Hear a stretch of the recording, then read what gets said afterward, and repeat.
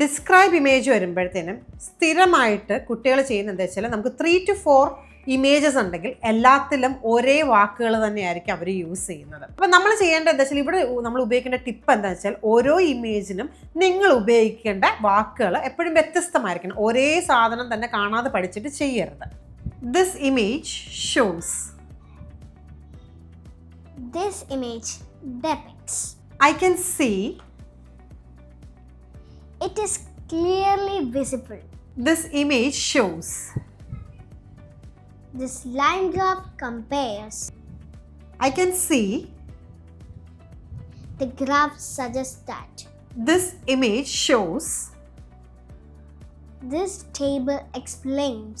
I can see. It is clearly seen that.